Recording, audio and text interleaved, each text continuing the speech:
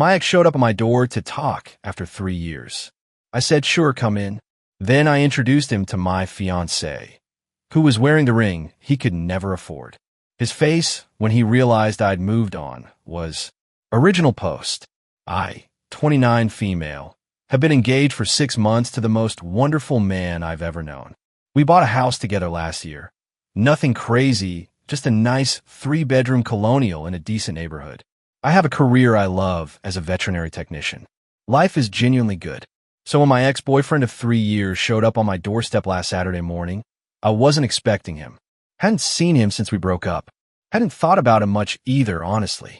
The relationship ended badly, but time does what time does. Dulls the edges, fades the colors. He became just another chapter in my 20s that I closed and moved on from. Quick backstory for context. We dated for almost 4 years, from when I was 21 to 25. He was charming at first. Funny, spontaneous, always had big plans. The problem was those plans never materialized into anything real. He was a dreamer, which sounds romantic until you realize dreams don't pay rent. In 4 years together, he went through 6 different career ideas: music producer, day trader, real estate flipper, cryptocurrency expert, life coach, and finally entrepreneur, which meant he sat on our couch researching business ideas he never started. Meanwhile, I worked full-time, paid most of our bills, and listened to him explain why his latest scheme was definitely going to work this time. When I finally ended things, he called me unsupportive and materialistic. Said I didn't believe in him. Said I was holding him back from his potential. The breakup was ugly. He showed up drunk in my apartment twice, sent long, rambling texts for weeks, and told anyone who would listen that I was the villain who abandoned him when he was on the verge of making it. After about 3 months of that, he finally stopped. Moved away, I heard. I blocked him everywhere and got on with my life. That was 3 years ago. So Saturday morning, I'm in my kitchen making coffee, still in my pajamas, when the doorbell rings. My fiancé is upstairs in the shower. I figure it's a delivery or maybe the neighbor's kid selling something for school. I open the door, and there he is. My ex, standing on my porch with this sheepish smile like he just happened to be in the neighborhood. Hey, he said, I know this is weird, but I was hoping we could talk. I should have closed the door. Should have told him to leave. But honestly, I was so blindsided I just stood there processing for a second. He looked different, older, thinner, wearing clothes that had seen better days. Not the confident entrepreneur I remembered. How did you find my address? Your mom's Facebook. She posted pictures of her new house last year. I recognized the neighborhood from the background. Great. Thanks, Mom. What do you want to talk about? Us. Everything. I've been doing a lot of thinking, and I realized I made mistakes. Big ones. I was hoping maybe we could. He trailed off, looking past me into the house. Can I come in? Just for a few minutes. Here's the thing. I could have said no. Probably should have. But something about the situation felt almost surreal. This man who'd made my life miserable for months after our breakup, who called me every name in the book, was now standing on the porch of the house I owned, asking to come inside. Sure, I said. Come in. I led him to the living room. He looked around at the nice furniture, the fresh paint, the photos on the walls. I saw him clock the engagement photos on the mantel. His expression flickered. You're engaged? Yeah, 6 months now. To who? Right on cue. My fiancée came down the stairs. Hair still wet from the shower, wearing jeans and a t-shirt, looking confused about why there was a stranger in our living room. Everything okay? He asked. Yeah, babe. This is my ex. He wanted to talk. I watched my ex's face as he processed this. My fiancé is not a model or anything. He's just a regular guy. But he's got this presence about him. Confident. Stable. The kind of man who has his life together and doesn't need to tell everyone about it. My fiancé walked over and extended his hand. Nice to meet you. My ex shook it, clearly uncomfortable. Yeah, you too. Then my ex's eyes dropped to my left hand. To the ring. The 1.8-carat oval diamond on a platinum band that my fiancé saved for 18 months to buy. The ring my ex used to say was materialistic to want, back when he couldn't afford dinner out, let alone jewelry. The look on his face was something I'll never forget. Like someone had punched him in the stomach, and he was trying to pretend it didn't hurt. That's a nice ring, he managed. Thanks, I said. My fiancé has excellent taste. There was this awful silence. My fiancé looked between us, clearly sensing something was off but too polite to call it out. So, my ex finally said, I guess you really did move on. It's been 3 years. What did you expect? I don't know. I thought maybe. He stopped, took a breath. I've been going through some stuff. Lost my job. Had to move back in with my parents. I started thinking about where things went wrong, and I kept coming back to you. To us. I thought maybe we could reconnect. As what? Friends. I was hoping maybe more than that. I know I messed up, but people change. I almost laughed. Almost. Here he was, standing in my living room, in front of my fiancé, suggesting we get back together. I'm engaged, I said, stating the obvious. Engagements can be broken. My fiancé stepped forward slightly. Not threatening, just present. I think maybe you should go. My ex looked at him, then at me. Just think about it. That's all I'm asking.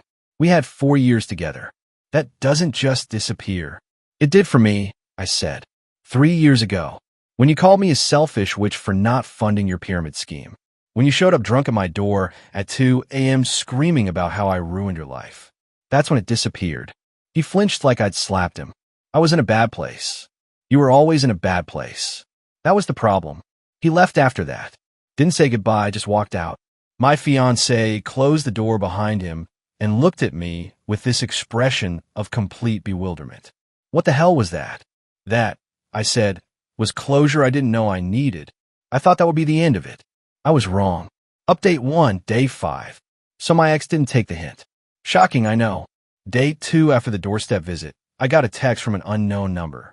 Somehow he'd gotten my new phone number, probably from the same Facebook stalking that got him my address. The message was long, like really long. 8 paragraphs about how seeing me happy with someone else had made him realize what he lost. How he'd changed. How he was in therapy now. How he just needed one more chance. The best part? He spent 3 paragraphs explaining why my fiancé wasn't right for me.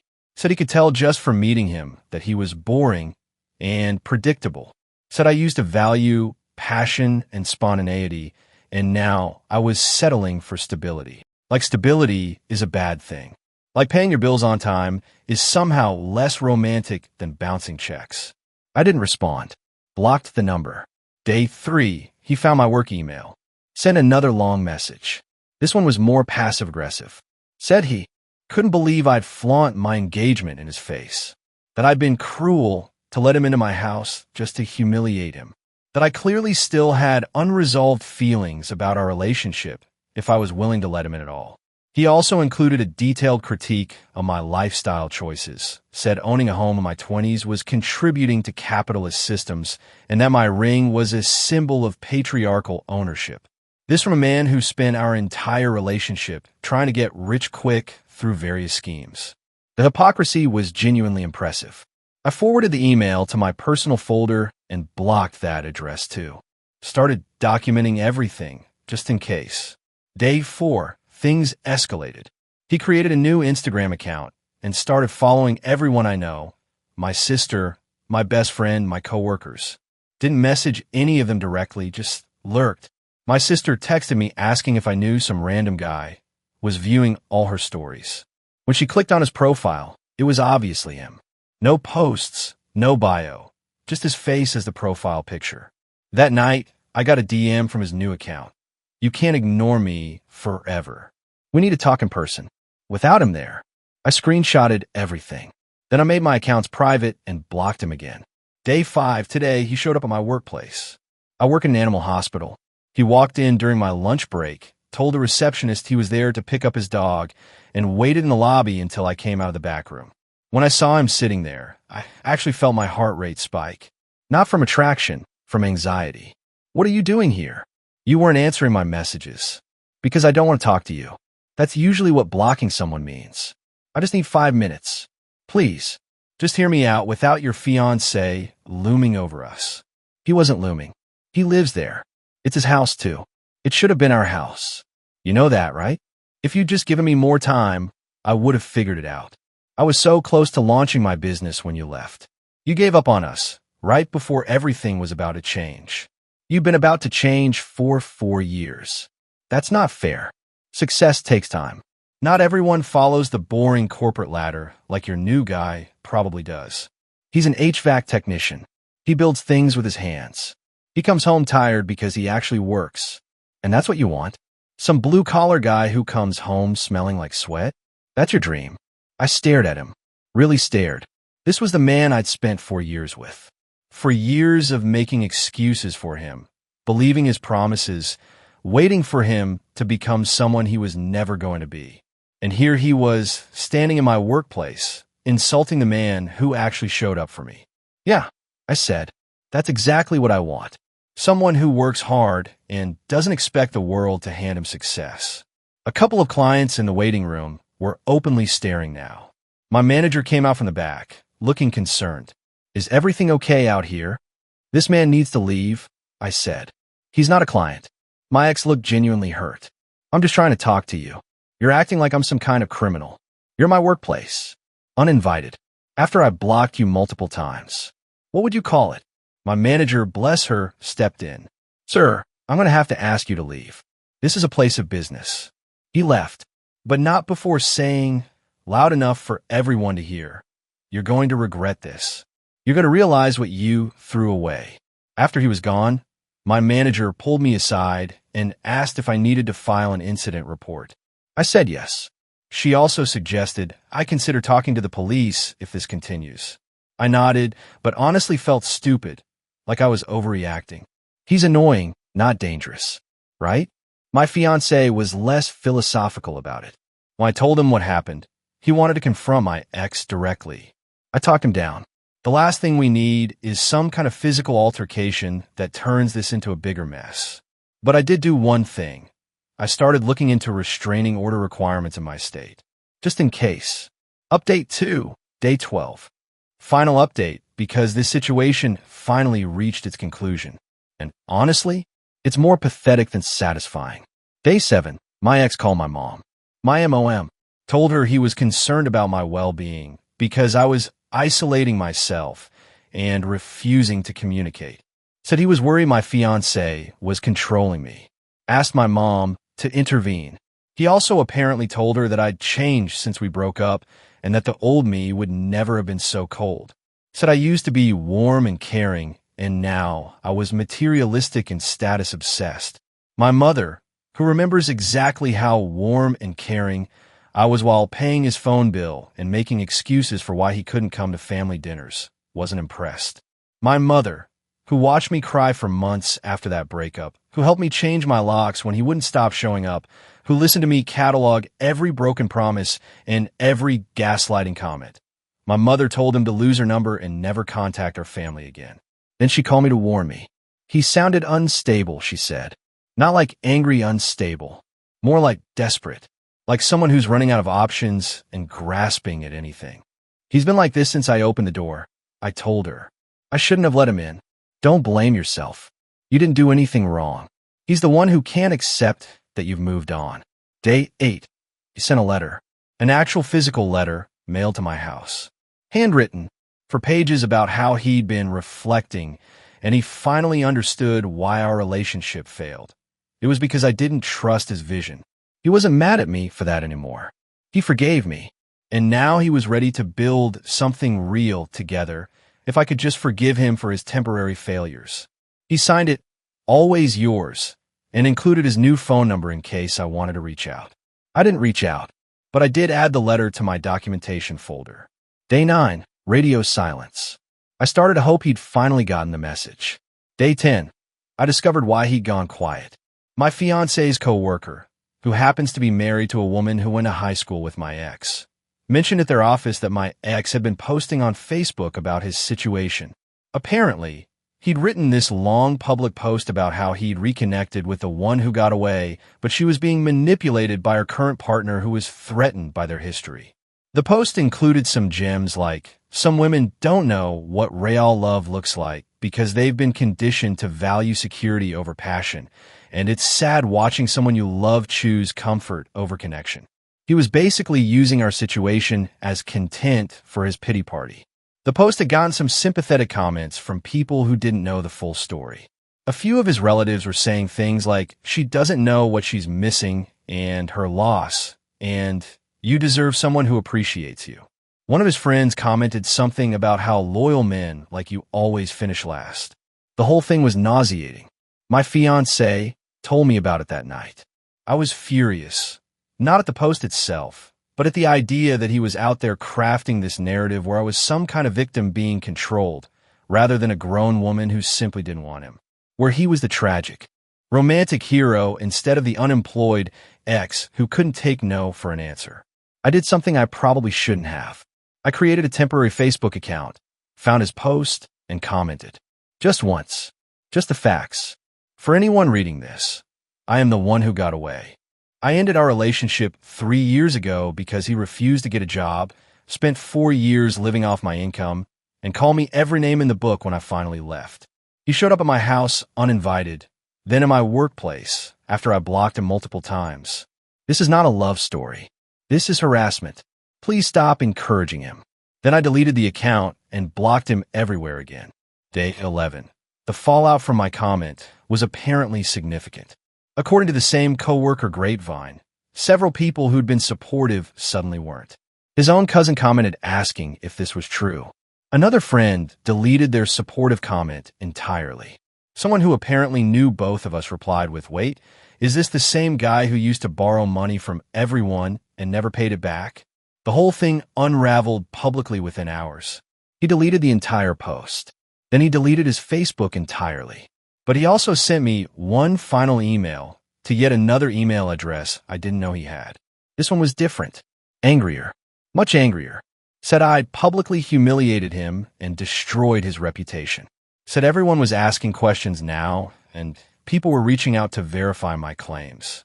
Said his parents were disappointed and had confronted him about the timeline of events. Said his friends were avoiding him or asking uncomfortable questions. Said I was vindictive and cruel and petty, and this was proof that I'd never really loved him at all. Said he'd been vulnerable about his feelings publicly, and I'd weaponized that vulnerability against him. The email ended with, "I hope your perfect fiancé and your perfect ring and your perfect house make you happy. Because you clearly care more about status and appearances than actual human connection. We could have had something real, something meaningful and passionate. Now you'll never know what you threw away. Enjoy your boring, predictable life." I read it once. Then I forwarded it to my documentation folder. Day 12, today, I got a call from a police officer. Apparently, my ex's mother had called him claiming I was cyberbullying her son and she wanted to file a complaint. The officer listened to my side, the uninvited visits, the workplace appearance, the multiple contact attempts after being blocked, the letters, the social media stalking. I sent him my documentation folder. He called back an hour later. Said there wasn't enough for criminal charges, but he'd had a conversation with my ex about appropriate boundaries. He also said that if my ex contacted me again, I should call immediately and they'd pursue a harassment case. 30 minutes after that call, I got one final text from my ex. I don't know how he got this number, probably yet another workaround. The text said, "I get it. You win. I won't contact you again, but I want you to know that I'm not the villain you're making me out to be. I just loved you and didn't know how to let go. Someday you'll understand that." I didn't respond. Just screenshotted it, saved it to the folder, and blocked the number. It's been 9 days since that last text. Nothing from him since. I like to say I feel victorious, but honestly, I mostly just feel tired and a little sad, if I'm being honest with myself. Not sad about losing him. That ship sailed years ago.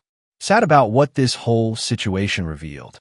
He really believed he could show up after 3 years, and I just, dump my fiancé, throw away the life I built, because he finally decided he was ready. That's the part that gets me. The sheer entitlement of assuming I'd been waiting. That my life since him was just filler until he came back. My fiancé has been incredible through all of this. Patient, supportive, protective without being overbearing. The night after the police call, he made me dinner and we talked about everything. Not just the ex situation, but our future. The wedding we're planning for next fall. The life we're building together. He held my hand and said, "I'm glad he showed up. Now I know exactly what I saved you from." I laughed, and cried at the same time. That's love. Real love. Not whatever delusional fantasy my ex was clinging to. The documentation folder is saved in 3 places now: my computer, my email, and a USB drive in our home safe. Just in case. My manager at work knows the situation and has my ex's photo at the front desk with instructions to call police immediately if he shows up again. I don't think he will. The officer said my ex seemed genuinely surprised that his behavior could be classified as harassment. Like he really believed he was the romantic hero of this story, not the creepy ex who couldn't take no for an answer. Some people never see themselves clearly. That's not my problem anymore. My sister asked me if I was glad he showed up. If there was any part of me that enjoyed watching him see what I have now, the house, the fiancé, the ring.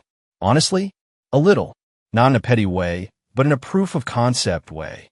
3 years ago, he told me I was too demanding, too materialistic, that I'd never find someone who met my unrealistic standards. And now here I am, with someone who not only meets those standards, but exceeds them. Someone who saves for 18 months to buy me a ring because he wants to, not because I demanded it. Someone who shows up every day, does the work, builds a life. My ex couldn't afford dinner out. My fiancé bought us a house. That's not about money. That's about effort, about priorities, about choosing to build something real instead of dreaming about it forever.